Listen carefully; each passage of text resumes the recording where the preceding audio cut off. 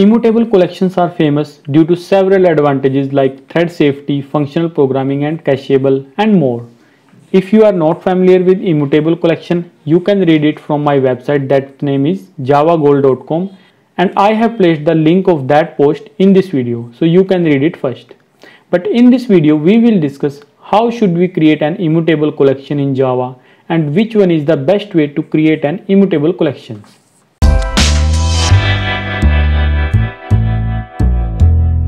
What is the immutable collection? And here I created an example of immutable collection where we will see how we can create an immutable collection and how does it work.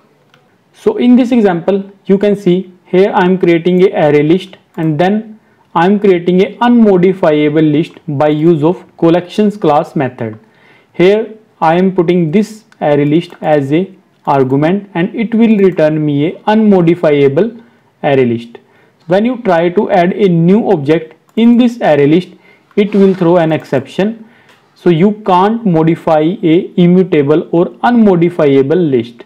Similarly, I created some more collections like hash set and here hash map. And I tried to add more elements in these collections, but every time when I tried, it is throwing exception. So here is the output you can see. So the unmodifiable or immutable collections can't be modified after creation.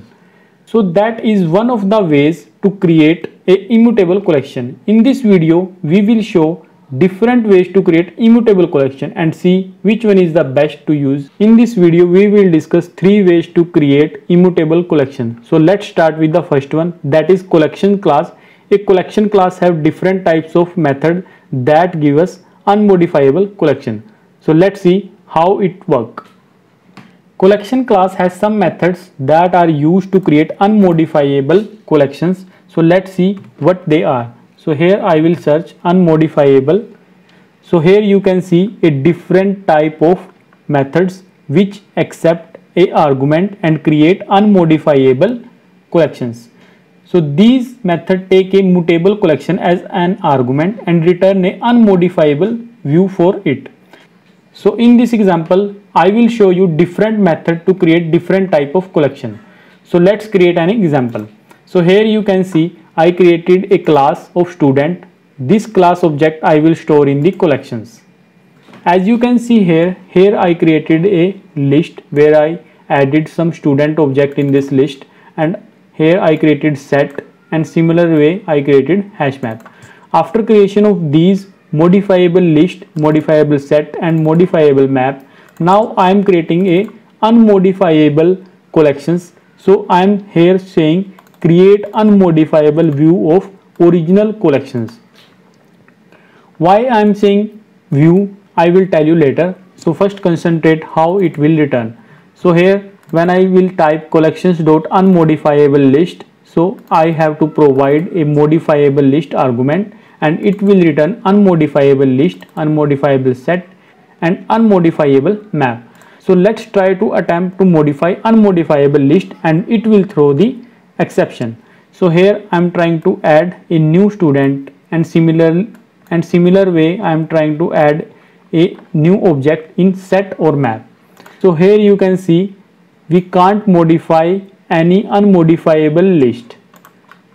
In this image you can see how collection unmodifiable method does works. Here I created some collection which were modifiable, but after this it return unmodifiable collections. So we can't modify them. If we try, it will throw the exceptions. But how does it work in memory? So the collection unmodifiable methods create a read-only view of the original collection. These methods don't create a separate copy of collection. They are just creating a view and they don't allocate a separate memory for the new collections. So the both collections are pointing to the same memory allocations. And we know we can't modify the unmodifiable collections or immutable collection, but we can modify the original one. So let's do some modification in original collection and after that we will see the result. So in existing collection, I have added one more student in each collection and trying to print the unmodifiable collection, and let's see will it create any impact on these collection also or not. So here I am trying to print the unmodifiable collections. So you can see when I added the third student, it is also reflected in the unmodifiable collections. So now you can understand, as both collections are pointing to the same memory allocation. So if I will modify the original one, it will reflect on this one also. The second way to create immutable collections are factory methods. Those were introduced in Java 9. So here we will see different type of factory methods and see how we can create an immutable collection. By use of these methods, we can directly create instance of list, set and map. We don't need to create firstly modifiable list and then convert those to unmodifiable as we do in recent example. So here you can see I am creating a immutable list and I am just providing the object of students. In similar way, I am creating a set of students and map of students. So these objects are by default immutable, and after that you can see there are some code lines which are commented. If I try to uncomment that and try to run it, it will throw exceptions. So let's try to run this program and see what will be the output if we try to modify immutable collections. So here you can see it is throwing the unsupported operation exception because we are modifying the immutable collections. Let's see the memory representation of this approach. So here I provided some objects, and by list of, map of or set of method, now we are creating immutable collections and which have a separate memory allocation. So the third way is copy of method. Those were introduced in Java 10 and these are also used to create unmodifiable collections. These methods don't create unmodifiable collection directly. They also take a modifiable collection as an argument. Unlike collection unmodifiable method, those were already discussed, the collection created by copy of method are separated instances and they don't reflect changes in original mutable collection. I will show it within example. It's useful in multi-threading environment where we want to ensure that data structure remain constant throughout the life cycle. So let's see example how it is different from the collections method.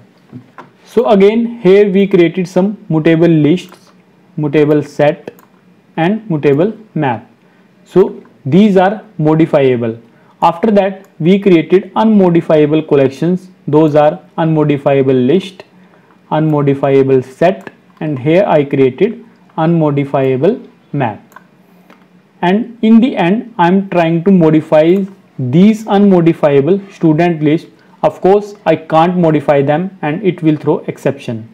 But let's see how it is differ from the first approach. So as you can see in memory, the copy of method creates a new collection instance by use of given collection and they don't share the structure modification with original collection. So here you can see original collections has different memory allocation and the unmodifiable collections has different. So if we make any change in the original collection, it doesn't reflect new collection instances. So let's try it with an example. So here I am doing some modification in original collections. I am adding a new student in each collection and after that I am printing the original collection and also the unmodifiable collections. As you can see, it doesn't create any impact on unmodifiable collections, but the original one has modified. So the one more important thing is they don't deeply clone the object within the collections. So if objects are mutable, then we still can modify them. So let's see how we can modify an object in unmodifiable collections. In this memory representation, you can see both collections have different memory allocations, but they have same reference object. So if I will modify these objects, then it will reflect on the both collections. I created two students and I have added those students into list, and after that I am creating a unmodifiable student list and printing the data. And here I am modifying the age of one student and printing the unmodifiable collection, and let's see will it create an impact in unmodifiable list because the student class is mutable. So as you can see, before modification it's printing his age is 22, and after modification it's printing his age is 23. So now you can understand we can modify mutable objects in the immutable collections. So now you have understand we have three approaches to create immutable collections or unmodifiable collections. The factory method, of which was the second approach, is the best one because it by default provide the unmodifiable or immutable collection, and it doesn't consume much memory as they both are consuming.